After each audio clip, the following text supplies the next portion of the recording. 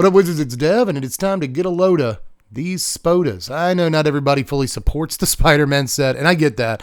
It doesn't feel particularly Magic the Gathering to me either, but I see a lot of people out here on Doc Ock's internet talking about how the set is bad, and it may be. It depends on your definition of bad.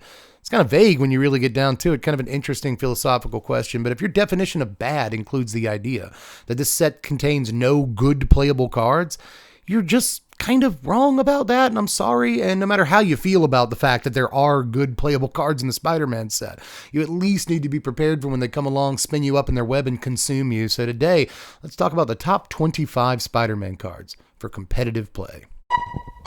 And I'm your favorite Magic Channel's favorite Magic Channel. Best believe that the professor go bananas for my deck tech. And we're back to talk about 25 cards from the Spider-Man set. That's a lot for any set, but you know, there's always room for Jello and honorable mentions. I was able to find an extra 3 cards I wanted to gab about to kick things off.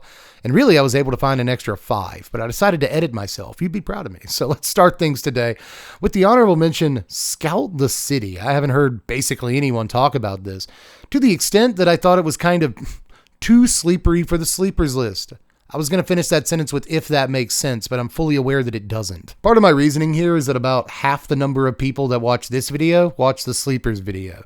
And by that logic, I wanted twice as many people to know about this card before the set came out.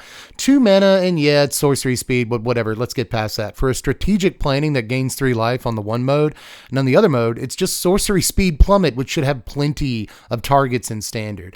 I think this is pretty good. I don't think it's better than, say, Esper Origins or a couple of other things that the mill decks like to play, but I do think it might be worth a slot or 2 here and there. The card is way better than it reads at first glance, and I'm surprised that more people aren't talking about it. I also wanted to take just a second to bring up Pumpkin Bombardments. I don't usually talk about removal too much on these lists, and I'm not going to break that rule in this video too much, but I do like Bombardments. It's kind of a worse Bitter Triumph on a lot of levels, and we have Bitter Triumph in Standard, but I do still think this could end up seeing some play. You know, it's only 1 mana to blow away most creatures in the early to mid game, and allows you to discard a card in the decks that want to do it. You can play this alongside Bitter Triumph in your Reanimator deck or whatever, and now you have multiple pieces of removal that play towards your plan, and I think that could be really relevant. It's a good card. But the final and my, I guess, actual honorable mention in this video, the one that feels the most HME to me at least, is Moorland Devourer of Spiders. Now, I cannot pretend this is going to see all the standard play in the world, but we all have to admit that it might.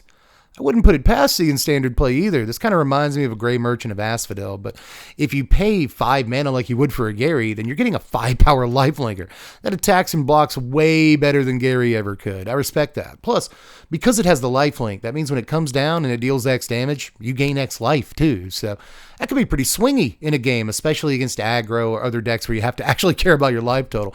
And if you are playing against aggro, not only do you play this and get like a 6-point life swing or something, you gain some of your life back, but now you have like a 4 to 6 power lifelinker on the table, and aggro typically doesn't like that either. So I could see this seeing some standard play. I like the scalability and all that, but mostly it's just my favorite card in the set, and I wanted to feature it somewhere during my preseason videos because I love it so much that like I passed it a note in study hall asking it to prom. I want this card and I to be together forever, and we probably will be. Now let's get to the actual list here, and as usual, number 25 is an extension of the mentions, we call it. A card that I have some faith in because I'm usually an idiot or a genius. My number 25 sometimes pan out, sometimes they don't, but I always like to make it a card that not too many people are talking about and I can't get out of my brain. And this time, that's Maximum Carnage. This is 5 mana to do worse than nothing when it comes into play, but I will point out that a, all provoke effect on a card like this isn't necessarily terrible. If they were going to attack you with all their guys anyway, they were going to do that anyway. This card doesn't change that, but what this card may change is that they were going to hold a couple of creatures back to block. And now they have to attack with those little guys they were going to chump with. You can just eat them on attacks, or you can just take the entire attack, absorb the damage, and hit them back on the next turn because all their dudes are tapped. Like, the first mode isn't horrible, but the mode that I care most about is the middle one. You untap on your next turn, and you immediately are rewarded with 3 mana with all the rest of your mana untapped. Keep that in mind. You can play a land that turn and just play, I don't know, Bahamut. You've got 9 mana laying around at that point. Seems good, but this just ramps you into all kinds of nonsense, and I'm not actually sure that it compares favorably to like Gilded Lotus, which we have access to in Standard right now and sees basically no play, but I still think a 3 mana ramp on the next turn is noteworthy, and one thing Gilded Lotus doesn't do is Lava Axe the opponent the last turn it's in play, which I think is a pretty good mode too. Look, I don't know that I have all the faith in the world in this card, but just in case it ever does pop off, I wanted to be the literal one person in the community that said like, hey, maybe we should pay attention to Maximum Carnage. But again, I'm not sure that it's ever going to do too much of anything, but that kind of ramp you probably shouldn't ignore. But speaking of sagas that I really like, but have basically no actual faith in, number 24, I guess I'll point out these at the very least made the list. It's the Death of Gwen Stacy. This is a nice little value aura that destroys a creature when it comes into play, and then might force a discard or a bolt on the opponent. The final mode, it might exile their whole graveyard. That's good against a number of decks right now. Just everything the card does is pretty decent value. Even the stuff that we don't see as being worth like a full mana, like exiling a graveyard. That could be the difference between winning and losing a game some of the time against the right deck. The Rydia deck. You remember Rydia from Final Fantasy? Well, now you have another 3 mana saga that you can throw into your graveyard with Rydia's landfall ability on turn 3 and then immediately reanimate with Rydia. You can also just throw this card down on turn 3, let it expire, and then get it back out of your graveyard with Rydia and destroy another creature. 3 mana at sorcery speed doesn't seem great to destroy target creature. That's because it's not, but it does way more than that. And again, with some of the angles that we might be able to take on it, because it's an enchantment, because it can be bargained away, because it can be reanimated with Rydia, again, that, there's a lot of lines that this has access to that a lot of other just removal spells don't, and I really like that about it. Now, number 23 is Spiderman Infestation. I really like the name of this card. Spiderman Infestation is just like a little 2 mana dork, but it's really easy to cast. It's a Gruul hybrid, which also means you can play it mono red decks. This is the third mono red mana dork that we've gotten in like 3 sets. They're really pumping those out, and this is the best one that we've seen too. This allows us to play a 4-drop on turn 3 and then untap the Spider Manifestation, leaving us access to Lawn War Elves, Paw Patch Recruits, Snakeskin Veil, Burst Lightning, red 1-drops as well. So that is really freaking phenomenal, dog. Like, there's not a whole lot of dorks that can do that, especially as early as the turn after you play them on curve. But later on in the game, this could pretty easily make 2 mana in a turn for you, especially if you're doing like beanstalk tricks to game, what cards you're playing. Like, oh, I'm playing 4-drops, but I'm only paying 2 mana for them. That's the way Magic works, I guess. The rules are weird. So again, we've already seen with Beans that this kind of line of text can be gamed in some way or another, and I imagine that it will be. This is a strong mana dork. And hey, can't make the cut in Standard? That's fine. This is a list about competitive environments, not just Standard. So with that said, I think that it might have a shot in Pauper. There's a lot of common 2 mana dorks in Pauper, but not too many of them are this powerful. Now for number 22, I'm going to kind of call a shot here because I don't think this card's going to be on a lot of people's lists, but I really like Villainous Wrath. The reason it might not show up too much is because we have Deadly Cover-Up in this environment, which is arguably a better sweeper, and emphasis on the word arguably because I'm about to argue. I think that maybe if you're in the kind of deck that can't reliably collect evidence, Deadly Cover-Up's not as good as Villainous Wrath. And if we get to the point where Standard is a format full of decks with small creatures in them that try to curve out and just fill their boards, then yeah, I think Villainous Wrath is probably better because Deadly Cover-Up against an aggro deck that plays a bunch of 4 of 1 and 2 drops can just take one dinking creature out of their deck. But as it stands now, Deadly Cover-Up can get VV or Soul Cauldron or whatever out of their deck, and that's just better than Villainous Wrath. But as far as, Wraths are supposed to already punish the opponent for overcommitting to the board. But just like Sunfall, this really punishes them for overcommitting to the board, and even though it's not as bad as a Sunfall, it doesn't exile, and I don't get like a 6/6 because you played too many creatures. That would be really good. Sunfall was a mistake. This, on the other hand, still casts like a potential Lava Axe, and I'll say it for the second time this video, Lava Axing your opponent is not nothing. So I think that even if this only bolts the opponent, it was probably worth the effort some of the time. But in those, rare instances where you deal 6 or 7 to the opponent, it was definitely worth it. Now, number 21 is another card that I haven't heard too many people talk about, which is wild to me. I get it if you don't notice a random comment from the set, but you don't notice Kraven the Hunter being cool over here. This guy, I kind of made a mistake about when I first covered him during preview season. I thought that he worked on your own guys too, and you could draw cards when they died. But it very clearly says, because Dev learned how to read in the last 2 weeks, it clearly says creatures your opponents control right there. So keep that in mind. But even with that slight downgrade to how I thought it was, it's still phenomenal. I think it could very easily take the 2-of slot that Glissa was filling in Golgari before rotation happened. You got a 3-mana 4-power dude with a keyword ability, and not just anyone, it's Trample. That's a great keyword ability, but it just rewards you for playing removal. Shoot the Sheriff that guy, Burst Lightning that guy or whatever, and suddenly you're drawing cards. And it does have to be the largest thing they control, but you were probably going to target that guy anyway, so what's the big deal, a dude that is above rate in terms of power, toughness, and keyword abilities that also draws you cards in your Golgari midrange deck that's looking to just, dirtle and draw cards and play good creatures and remove stuff anyway. The card does everything the deck usually does, and I think it does it well above rate. So I actually really like this thing. Pay attention to it. But let's get to number 20 here, which is Molten Man Inferno Incarnate. Double alliteration on 2 different letters. Wizards needs to be stopped at this point. I know how much I love their alliteration. Not every card has to be alliterative. Either way, this card is fire. Appropriately. There's not a whole lot of red dudes that just ramp you for 3 mana. Sure, you have to sacrifice a land when it dies, but you might have reasons you want to sacrifice a land. You put a land in the graveyard, something happens, you can just play that land out of the graveyard with 3 different things we have in standard right now. It's not too big of a deal that a land gets to go to the graveyard when this guy does. But what is cool is that he's a potential 7/7, depending on how long the game goes on, that also ramps you for the going rate. A body that ramps you usually costs about 3 mana in standard, whether it's Clifftop Lookout, Overlord of the Hauntwoods, Lumbering Whirlwagon, Summon Fenrir. There's a million of these, right? They mostly cost 3 mana, and they're all green. A few months back, Wizards said they were going to try to improve red, mostly because it's not very good in Commander. But, if you look at the color pie and think, what can we do to improve red? That's going to have an effect in other formats as well. And, red has gotten really good card draw, like it's freaking blue over here. And now it's just getting green cards. Let's just make green cards red. I would fully expect for this card to have fourths in the casting cost somewhere, but no, for big red decks and even just regular old red decks, normal sized red decks, suddenly they have a dude that ramps them and eventually becomes a 6/6. I do not care that you have to sacrifice a land when he goes to the graveyard. There's actually ways making that an upside, and there's plenty of ways of playing lands out of your graveyard in standard right now. So again, you just ignore the downside on this card some of the time. But one way or the other, he triggers landfall, he ramps you in red decks, he becomes a huge dude eventually, and he's all at a rate of just 3 mana. This is easily one of the best cards in the set. Now, my number 19, I'm going to go ahead and let you know, is a card that I need you to have some mercy on me for putting where I put it. I think this would end up in a lot of people's top 10s or even top 5s.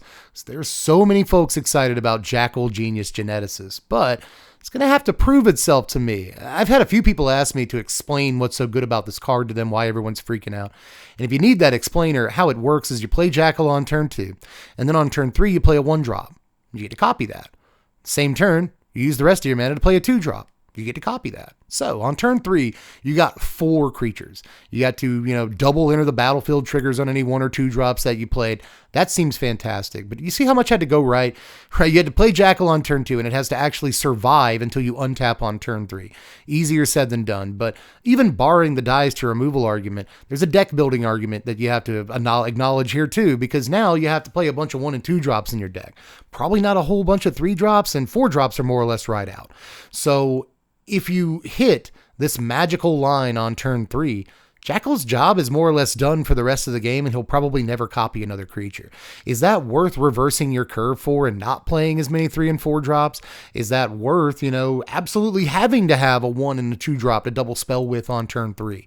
Is it worth having to build your deck the way you have to build your deck to get 1 turn of burst? If you do get that burst on turn 3, you're probably really, really far ahead, barring any sweepers your opponent is holding that they can play. But again, it's not going to happen every single game, and it is certainly not foolproof, and it certainly can be interacted with. So I have some issues with the card, but I will acknowledge it enough to at least put it on the list. If this thing pops off, it pops off in such a way that you probably win the game and they scoop. So you got to acknowledge a crazy card when you see it. You just also have to acknowledge that maybe that craziness isn't so easy to get to. But again, all of that soapboxing done. He is on the list. And so is Sandman Shifting Scoundrel here at number 18. Yeah, I really like this guy. He's got an ability that brings him back from the yard, but doesn't put a finality counter on him or something, which you would normally think would happen.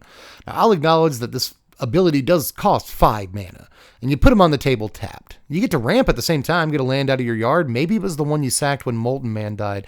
Getting ahead of myself. I think this actually goes best in decks that are really sweeper heavy. Sure, decks that are really sweepy. Sweeper heavy decks that play 8 to even 10 sweeps and really don't care about, destroy all creatures, because next turn they can just get Sandman out of the yard and they have an 8/8, which they probably will have. I imagine that any deck this is going to go in is going to go relatively long, and it won't be unheard of to have a 10 power Sandman on the table. And yeah, doesn't have trample or any of the keywords you really like, but it's still chump block proof. They can't block this with their Flood Pits Drowner. They can't block it with a Fountain Port token or a Carrot Cake token or whatever it is. And I think that matters a great deal too. I guess what I'm saying, long story short, is don't sleep on them. You see what I did? For number 17 though, it is finally Morbin time. Morbius the Living Vampire is way better than I've seen anybody give it credit for. This is another one that I wanted to put on the sleepers list, and in due time I was like, no, it's too good. It's just kind of too good for the sleepers list in some ways, man. I don't know if this sees immediate day one play or anything like that, but it is worth noting that an Anticipate that just sits in your graveyard in your self-mill deck is really strong. And this too, just like Sandman, is instant speed. You can do this during your opponent's combat step. You can do this when your opponent puts a spell on the stack to try to find the counter spell. That's really relevant. You can do this at the end of your opponent's turn. Anytime you want to, basically. Already in Standard, we have decent self-mill decks that play Overlord of the Baelmerk or maybe Terra from Final Fantasy that mills a bunch of cards when it comes into play. And then suddenly, this thing is freaking phenomenal, dude, because it's just an Anticipate. You have milled an Anticipate into your hand. I want to bang that in as hard as I can, because this reminds me of like Deep Analysis, another card that wasn't looked on very favorably when it first came out, and then became a legendary card draw piece for a lot of different decks, because it turns out that when a spell goes to your yard and you can cast it out of your yard, it's the same thing as having that spell in your hand. And that is really freaking good on an Anticipate effect that's this efficient and easy to cast. Number 16 though, it's Aunt May. It's finally time for Aunt May, baby. Oh, May. I want to get married and run away. Johnny Resnick said that, and he was absolutely right. I don't care how old you are. I love you. This is Hinterland Sanctifier.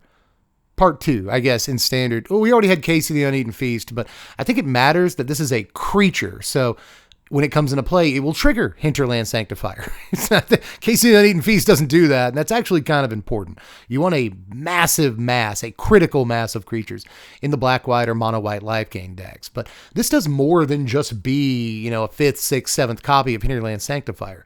This is importantly a legend, and it's even important in the mono-white decks, I love the image of Aerith Gainsborough dying and putting 8 counters on Aunt May, and Aunt May just gets in like, whoa, just comes at you for 9 damage or whatever she can do now. And I think that's hilarious. Aerith needs to put her counters on a legendary creature.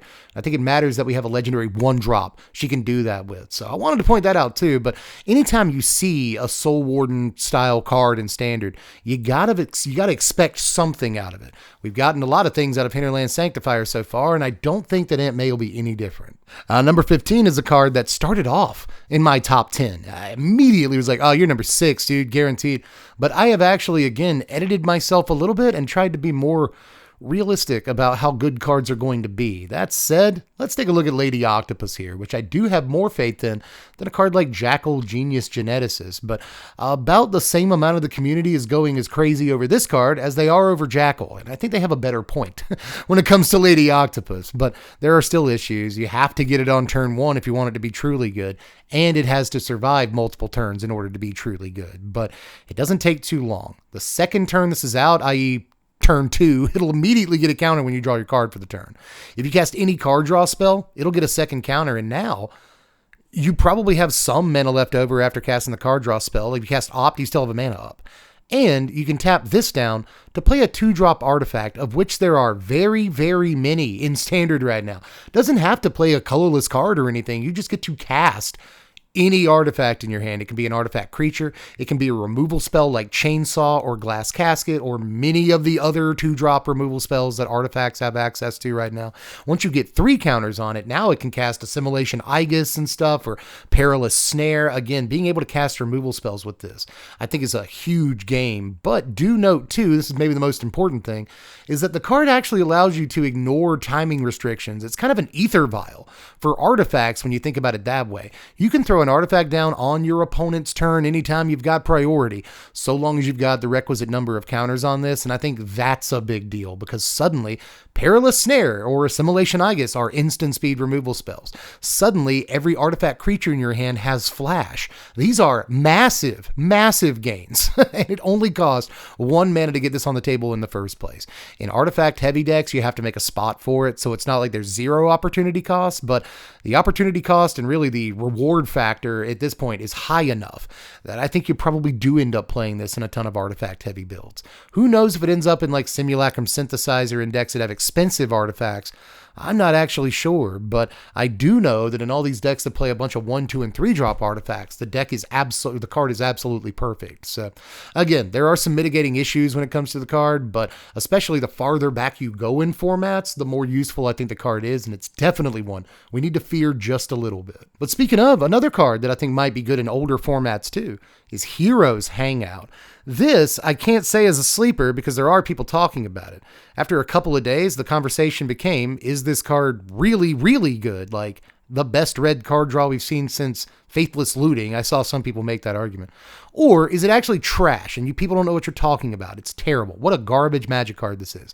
There really only seem to be 2 sides of this, and I honestly think it's slightly better than fine. I think this is more or less kind of like a red sleight of hand. That can be really, really good in the right deck. As a matter of fact, I think there's a chance that this replaces sleight of hand in the VV Cauldron decks, because it's kind of, I won't call it a combat trick because it's sorcery speed, but it's still a pump spell that gives your Vivi first strike, makes your Vivi larger so it can make more mana, makes your Vivi, procs your Vivi when you play it. There's a lot of reasons to play this in the VV Cauldron decks while we can still play those decks, above a sleight of hand. It's got an extra mode on it that's decent in the deck. But, apart from just VV Cauldron, I think this could see play in a lot of mono red aggro decks, especially decks playing Valiant. If you're playing Emberheart Challenger, this triggers Valiant and also gets to target something else, and now your Challenger has First Strike, and everyone knows First Strike is a great ability, right? So just love a lot of things about this card. I think as a pump spell, it could be better, but it could be much worse. And as a card draw spell, it is freaking phenomenal. There's so much too, not just in this set, but that we already had in Standard that cares about you playing cards from anywhere other than your hand. And this is one of the cheapest ways in the history of Magic to impulse draw. And I think that is worth pointing out, if nothing else. An impulse draw that gives you the best of the top 2 for a single mana. It doesn't even have to have the other mode on it for me to like this card. I guess the only thing except for the name. I just really don't love the name on this, but obviously Wizards loves alliteration. I've said it already this video. I'm sure I'll say it again, but let's move on to number 13, Electro Assaulting Battery. They also love a pun name, but if anybody loves a pun name, it's me. I can't really get on to them for that. What I can get on to them for is printing a card this strong. Pretty fun that once VV gets banned, we will have... Pretty interesting that once VV gets banned, we will still have a 3-drop red legend in the format that makes mana because you cast spells. That's neat.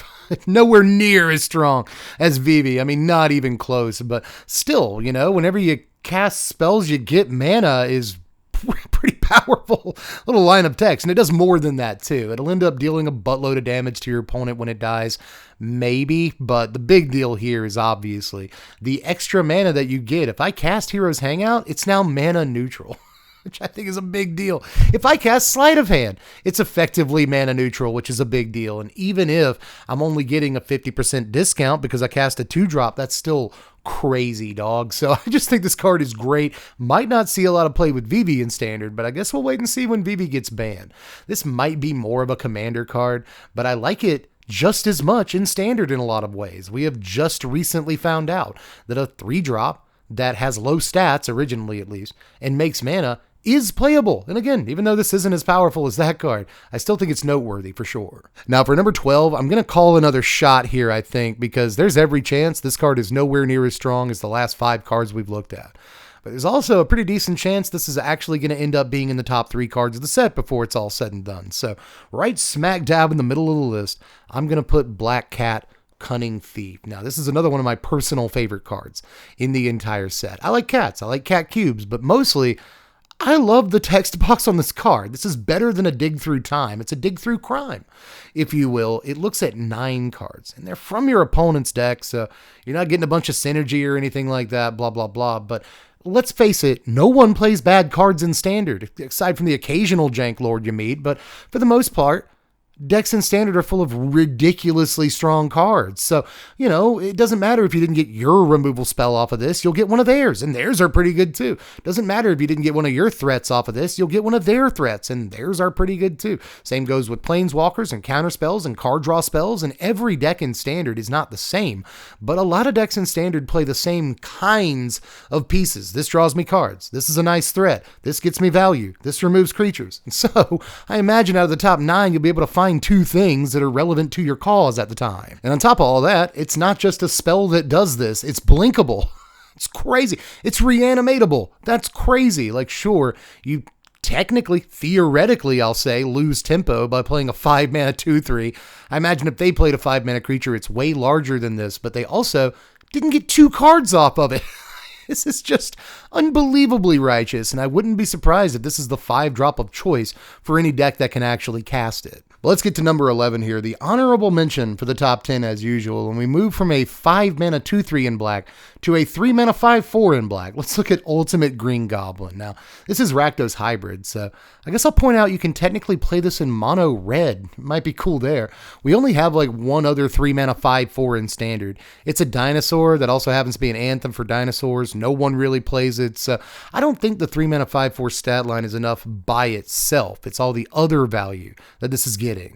For me, it's that first line of text. Now, if you've ever played with Masticore, you know that that's supposed to be a downside, but especially in today's day and age, it is really easy to turn that into an upside. We've obviously got Mayhem in this format. It works with Mayhem. It's supposed to, but it also works with Flashback, Harmonize, anything you can play it out of your graveyard, any reanimator spells that you might have, which is where I'm really interested in a card like this. If you play it on turn 3, first of all, it blocks pretty well on that turn. If they can't remove it, then, you probably don't want to attack into it either. But when you untap on your turn 4, you discard a big dumb reanimator guy, whatever, and then you get a treasure token. So now I get to say discard a legend, make my treasure token, and cast Rakdos Joins Up on turn 4 and get a nasty Valgaboth out of my yard and deal 1,000,000 damage when it dies. And okay, there's something kind of shaping up with a card like this. I had chat point out to me the other night, because I didn't know this, but if you don't discard the card, you still get the treasure token, which I was not sure of at first, but they quickly convinced me of. So if you're hellbent, you just get a treasure every turn, which is still that's awesome too. So the card does all kinds of crazy things, is well above rate in terms of mana cost, and there's really not a whole lot of bad things you can say about it. Let's move on to the top 10 here. Congratulate yourselves. Pat yourself on the back, you made it. Number 10 is the spectacular Spider-Man. And he certainly is spectacular. This is a fantastic card. Well, I guess it's not fantastic. It's not amazing. Those are other specific Spider-Men. This one is spectacular. A selfless spirit with built-in flash is a hell of a drug. Freebase that right now, dude. This is one I will say that doesn't necessarily have a deck on day 1 of the format, and it may have to wait a little while to get its moment, but I think it will eventually get its moment. It's kind of too good not to, and especially if the format becomes a little bit more sweeper oriented, then suddenly this becomes one of the better cards your white deck can play, because normally you would scoop to sweep. Now, they scoop to this when they cast the sweep, and that makes an obviously huge difference. But number 9, it's Benny Boy, baby. Scarlet Spider. Ben Riley really does look like one of the most aggressive cards in the entire set, and I'm into it, man. This can be a 5-power trampler as early as turn 2. If you just play a Lawn War Elves turn 1 and tap it on turn 2. If I play a Paw Patch Recruit on turn 1, attack with it on turn 2, return it to my hand, now I got a 5-power trampler and Ben Riley, and I can just offspring the Paw Patch Recruit into play next turn. Not bad. Even with Cactar, the 1-mana 3/3 Cactar. Swing with it on turn 2, return it to your hand with Ben Riley, and now you've got a 5-power trampler. And it's fine because you were going to have to return the Cactar to your hand EOT anyway. That's how Cactar works.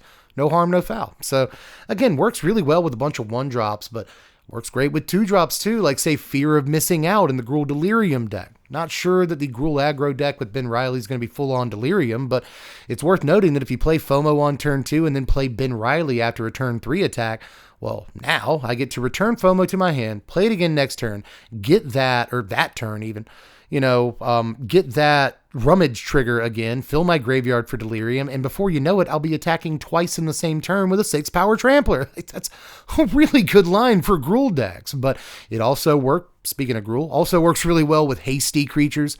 Normally, there's a pretty big tempo loss inherent in, these web slinging cards, but with haste creatures, you can mitigate that tempo loss.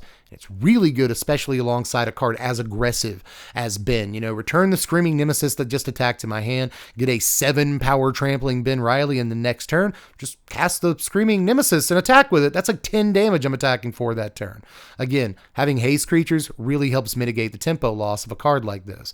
And Ben Riley might just end up spearheading one of the most aggressive green decks that we've seen in a really long time.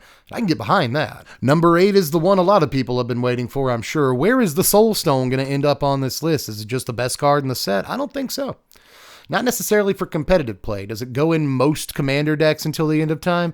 Yes. Did it make the Commander top 10? No, because I wanted to put it on this one and I thought it was just too obvious for the Commander list. But either way, I do think, despite the fact that I think it's kind of a normal mana rock, a normal mana rock is still a very important card when it comes to a format like Standard, especially in a deck that can sure use it. Whether you're Golgari or Mono Black or Rakdos, you could always use a little bit of ramp in your deck. And if you're not too aggressive, you don't necessarily mind taking turn 2 off if it allows you to play a 4-drop on 3, or especially in Mono Black, a 5-drop on turn 4. We just looked at Black Cat. This speeds us up to get to that, but it also speeds us up to like the demon half of Unholy Annex, a turn ahead on that, and that's really important. Matter of fact, I think we might see Golgari drop off a little bit, because one of the best reasons to play green in your black deck is that little bit of ramp that you get, but now you don't even necessarily need that. But as far as 2-mana ramp options go, I think that the Soulstone is better than some of the green pieces that we have right now, so definitely has to be on the list somewhere. But my number 7 is what will probably play out as the most irritating card in the entire set. Number 7 is Hide on the Ceiling, another one that a lot of people are high on for Commander, but I think that this is a Standard card all day. We just had March of Swirling Mists in Standard a couple of years ago. Not the same card. I believe that phased creatures out. This actually blinks creatures. Now, I will point out that you might not always want to blink your opponent's creatures for them, but, just in case you need the tempo, this will keep your opponent's creatures from blocking for a turn. It'll keep your opponent's creatures from attacking for a turn, and those are both really important. If your opponent is trying to target a creature with a buff, or if they need a creature in play for this other thing to pop off, well, then now while that's on the stack, you can just hide on the ceiling and make sure that nobody sees that guy on your opponent's side of the board anymore, at least not for the purposes of symmetry or synergy, rather. But you can also, obviously, target your own guys. You can save your creatures from a spot removal spell with this. You can save your creatures from a mass removal spell if you have enough mana. You can block up on your opponent's dudes and then exile your own guys, right? Because at that point, your opponent's creatures are considered blocked. They won't deal any damage. But they're also tapped down, and your creatures will come in at the end of their turn, repeat any enter the battlefield triggers, and be untapped for your next untap step. It's also worth noting that all the way down to, we're looking at every line for this card, all the way down to it allows you to untap your creatures, like in a way, right? If your creatures are tapped down for your opponent's turn, they'll come back into play at the end of your opponent's turn untapped, and that might matter depending on the situation. So all I'm saying is the card has all kinds of stuff to do, and too many situations it's good in. It's going to cost you a pretty penny some of the time, but other times it's just going to cost you 2 mana to blink your guy, protected from a removal spell, and repeat their ETB trigger. And that's a good deal. The scalability on this is amazing. The versatility on this is amazing. And when you apply those two things to the same card, you usually have a very standard playable card. I don't think this one's any different. I think this is going to be one that you're going to be real nervous about for the next couple of years. Your opponent has 3 untapped mana, 4 untapped mana, and a blue source. You're always going to have to be cognizant of the fact they might have this card, and almost anything they can do with it will blow you out in the moment. And I think that makes for an obviously strong Magic card. Number 6 is probably the most mana value generating card in the entire set. And that's kind of saying a lot when you look at all the cards in the set. Let's take a look at Carnage Crimson Chaos, my favorite guy from Spider-Man. Kind of wild there's no Venom on this list at all, as a matter of fact. Not even Eddie Brock made this list, and he ain't half bad. But one way or the other, Carnage has always been my favorite guy, and I'm really glad that they gave him a good version. And that is to say the least. This could potentially be actually broken, because when you break it down, this gives you 7 mana value for 2 mana, and that is unheard of. Now, yeah, if the creature does combat damage, you have to sacrifice it. So, you still got it. You still got the ETB trigger again.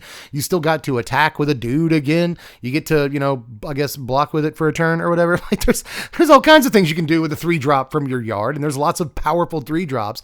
You might just want the enter the battlefield triggers on again. But apart from the guy you're getting back from your yard, you're also getting a 2-mana, 4-power dude with a keyword ability, and that seems like a pretty good deal too, man. You're getting well more than 7 mana value a lot of the time, technically, for what you're paying your 2 mana for, and it really shouldn't be hard to find a way to discard a card. You can do it for free half the time, but even if you have to pay a mana or 2, even just like getting this on turn 3 or 4 is unbelievable. Like, imagine a game where on turn 2, you discard something into your graveyard. Right? You're just going to discard something in your graveyard. Doesn't matter what. On turn 3, you pay 1 mana to discard something, and then to discard Carnage, and then you mayhem it out of your yard for your remaining 2 mana. On turn 3, you're getting 7 mana value, and it honestly is not hard to set up at all. I think that more than Ultimate Green Goblin, more than Pumpkin Bombardments, or any Mayhem cards that we saw, this is the thing that could make Rakdos aggro a real deck again. My number 5 is Arachne, Psionic Weaver over here. This is a symmetrical effect. So it'll make your instants or sorceries or enchantments or whatever you end up choosing cost more to play. But what if you just didn't have any of those cards in your deck? What if your whole deck is creatures? Or maybe, you do choose instants and you have a Get Lost in your hand. Maybe you do choose enchantments and you have an enchantment in your hand, Caretaker's Talent or something.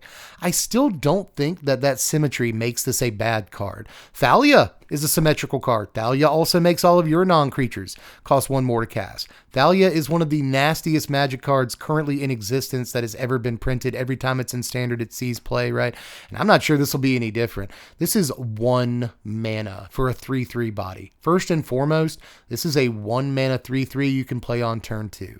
That is one of the most noteworthy aspects of the card. I would not put it past this card seeing play in other older formats as well. That's how efficient I think it is.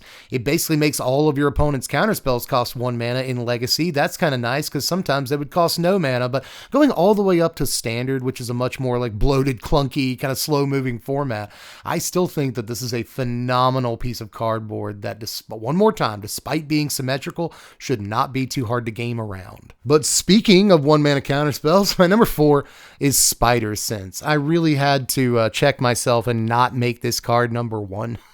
Or even in the top 3, which kind of surprises even me. But, I was kind of burned on Luiso's Sacrifice in the Final Fantasy set, which is an important commander counterspell. Never really panned out in Standard as much as I thought it might.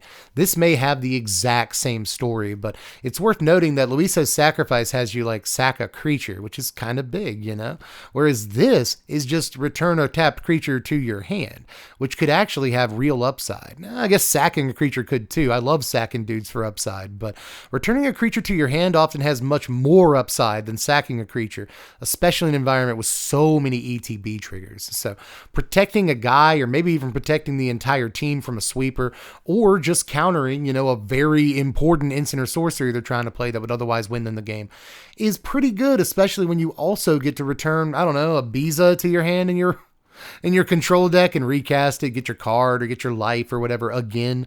Repeating enter the battlefield triggers because you got to cast a 1 mana counterspell seems like a dream of a deal to me, because usually you don't get to do either of those things as much as you'd like to. Cast a 1 mana counterspell or repeat ETBs, and this one lets you do both.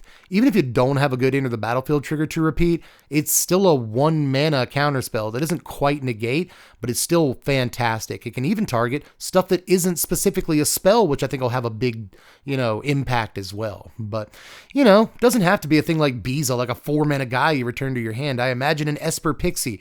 This is a formidable card because it will return the Pixie to your hand, which you can then replay for just 1 mana, pick something else back up, play it again, get more ETB value. A deck that already cares so much about ETB value will probably love a tempo piece like this. So there's a few places this can go in day one. You need to be aware. Do you get it? You need to be aware. It's Spider Sense. Number 3, we're in the top 3. Wow. Number 3 is Spider Woman, Stunning Savior. And this one, I think, will also see a fair amount of play all the way back, Jack, like Bobby Womack. This will probably see some standard some legacy or vintage play because it's going to make all those mana rocks come into play tapped, and it's a really efficient package for a creature that does something like that. It's easy to cast. It's got a hybrid mana symbol is what I mean. It's efficient to cast. It's only 2 mana. You get a 2/2 flyer. So this can actually, deal some damage to your opponent with evasion while also making their life a living hell, which is really, really good. We talked about taxation effects and how annoying those can be, but if you want an irritating card, an effective Kismet, like an Authority of the Consoles, but better on a body, is a ridiculous Magic card. Again, I think especially the farther back you go, but even all the way up to the clunkiness that is standard, I think this card is very relevant. Number 2 is a card that I have just recently called overrated, but as we always say when me and Power Dragon get together to talk, overrated doesn't mean bad. It just means overrated. A good card can be overrated. And I think that's definitely the case with Spider Punk over here. Yeah, you might be surprised considering some of the crap I've talked. This is my number 2, but I do think it's that good. And another one that just like Stunning Spider, or whatever her name is, Spider Woman, Stunning Savior. I think that this could see play in a lot of older formats too. We talked about how Arachne for 1 mana can make all of your opponent's 0 mana counterspells now cost 1, and that's a big deal. This can just shut down every counterspell for a cost of 2 mana. Better than, say, a Vexing Shusher, which you actually have to pay mana to make things uncounterable. But this, everything's uncounterable. You just can't counter stuff, and that is wild for 2 mana, especially 2 mana on a 2-power haste guy, which is what I think this is going to be most of the time. But even if it's a 2 mana 3/2, that's a pretty awesome stat line on a guy that also makes everything, uncounterable. That's crazy. That's a crazy line of text. It's such a good line of text. I can't get over it. Despite all the stuff the card does, that's the one you really want to zero in on. And even if it's just like a standard sideboard card, I think it's playable enough to make the list, but I think it's going to be way beyond that when the smoke settles and the dust clears. This is one of the best cards in the set. I can't deny that. As a matter of fact, I think that Spider-Punk would like that I called him overrated. I really do, because there's nothing more nonconformist than calling a card like Spider-Punk overrated. And, I think a punk could appreciate that. But we'll move on to my number 1 here. I am cheating with my number 1. I didn't do that with too many spots on this list. I think, again, you'd be proud of me. But my number 1 is lands. The lands in this set are absolutely outrageous. Like, the lands in the set are to a point where I don't know that they should actually exist. First we got Multiversal Passage, which I think some people are going to say looks kind of bad. But what this actually is a pathway that you can choose any color on. And pathways were so good a couple of years ago that they were like belligerent. They were belligerently good. We also got to see Oscorp Industries, which is a land that you can play with Mayhem. So if you discard it, you can play it, and it creates 3 colors. And that is also cuckoo bananas. It's really good. We're always discarding lands around here, aren't we? What do you want to discard 90% of the time? A land. So we have a land now that we can actually play out of our yard when we discard it. And I think that is, again, just bonkers. And there's many, many more ways than you might initially consider to, utilize that kind of ability. But that's not even the best land in the set. The best land in the set is Urban Retreat, which I will note can be printed in a bunch of other sets. Multiversal Passage can too. Oscorp Industries, I don't think they're going to get away with printing that in like a Ravnica set or whatever, unless Norman Osborn has been using the pathways. Don't do it, Wizards. Either way, the Omen Path. Either way, Urban Retreat can be printed in a bunch of sets, and I think that it might need to be, because this, in some ways, I am extremely frightened of. What's to keep Rakdos from playing this land? If they have a creature in their deck that they want to repeat the Enter the Battlefield trigger on, what's to keep them from playing Ramp in their deck? This is Ramp, do you see? This will cost you board presence. It'll cost you some tempo. You'll have to pay mana to recast the creature that you return to your hand. And all that is true.